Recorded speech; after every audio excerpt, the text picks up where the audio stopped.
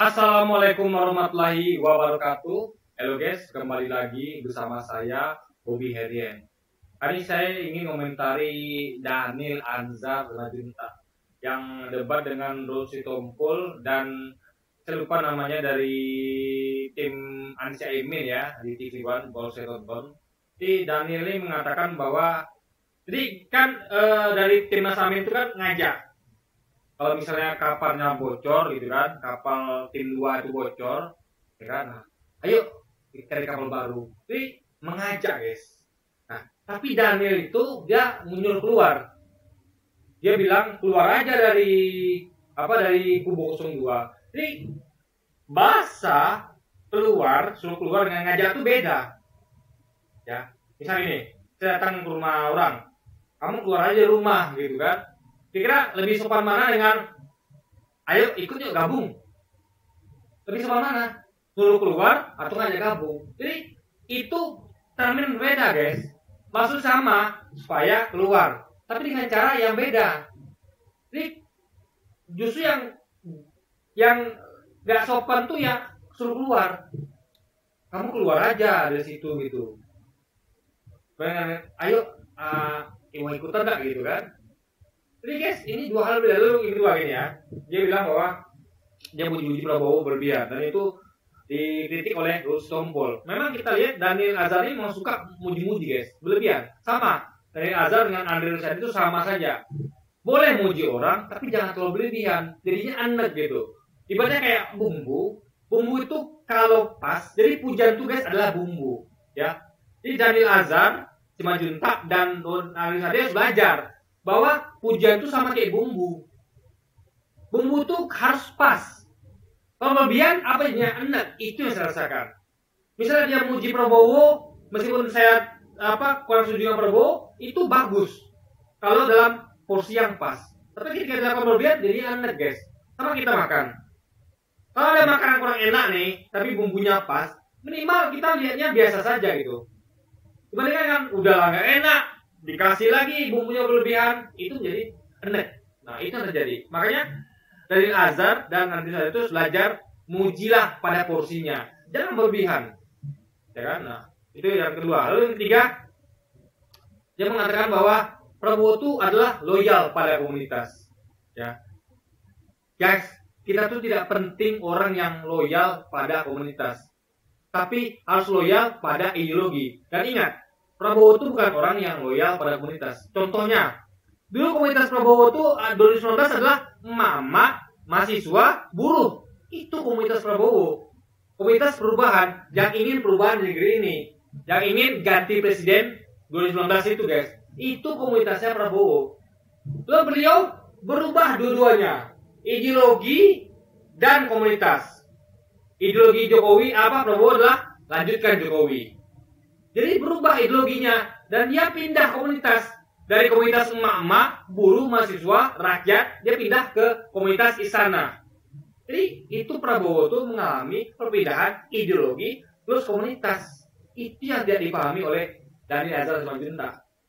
Lalu dia bingung pula, itu Nasdem, PKB itu kakinya di pemerintahan, tapi dia mengusung perubahan.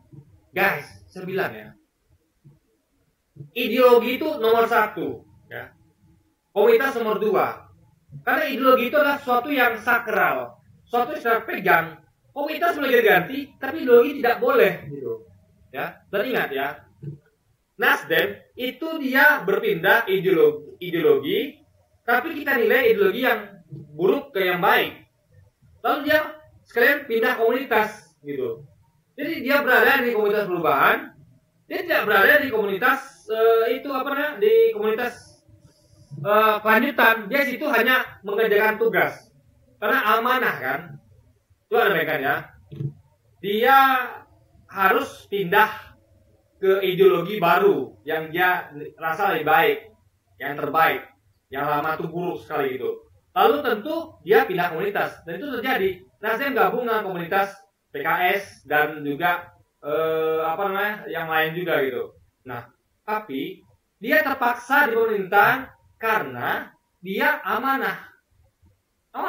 Kecuali dipecat Jokowi, baru Wong diberi tugas ya jalankan sampai selesai, gitu guys. Jadi apa ya? Itu tidak melanggar ideologi, gitu loh. Ya, kecuali mungkin di pemerintahan dia dipaksa untuk menjaga sesuatu yang bertentangan nuraninya baru. Misal saya ada di suatu perusahaan dipekerjakan, ya. Saya dipekerjakan di suatu bisnis perusahaan. Nah, saya nilai bisnis ini manajemennya sudah nggak benar ini, ya kan? Nggak benar. Tapi saya sudah lanjut term kontrak. Itu kan term kontrak, guys. Ya, sama kayak saya bekerja di suatu perusahaan, saya ada term kontrak. Tapi saya nilai ini manajemen nggak bagus. Sehingga manajemen ini butuh saya untuk, saya tahu big picture adalah memperbaiki perusahaan, big picture-nya. Jadi selama saya itu masih menjabat di perusahaan itu, selama tidak berdengan ideologi saya, ya saya akan kerjakan tugas. Selama saya tidak dipecat atau dikeluarkan. Nah, tapi saya terus bergerak di bawah untuk menyusun perubahan, untuk mengusung perubahan bersama rakyat yang butuh perubahan. Jadi nggak keluar itu bukan berarti seperti Ken Arok nusuk di belakang, bukan guys.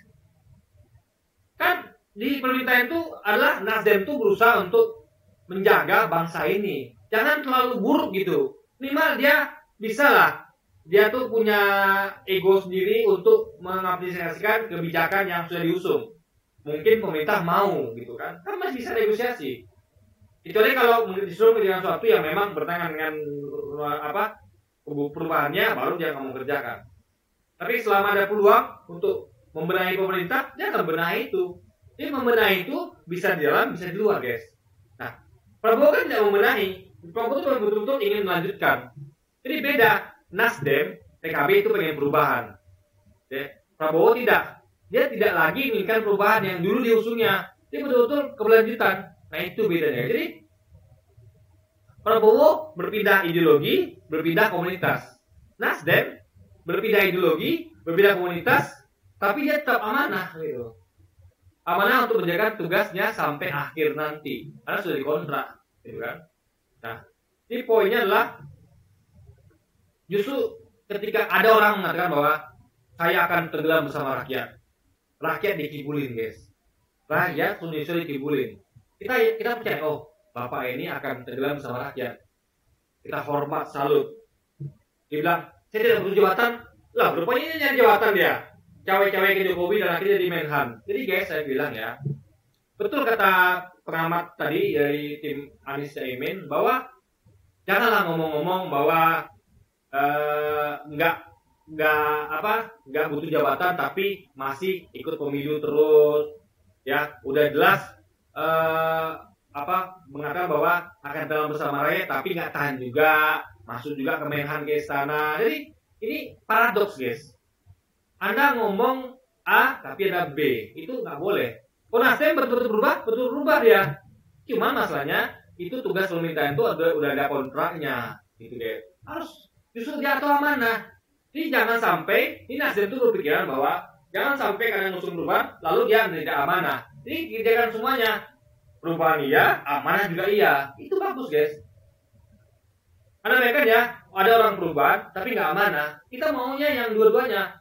Ngusung perubahan dan amanah. Dan inilah Nasdem PKB masih jadi pemerintahan. Artinya komitmen dengan kontrak dia, berarti dia amanah. Dan ngusung perubahan lagi, itu bagus sekali.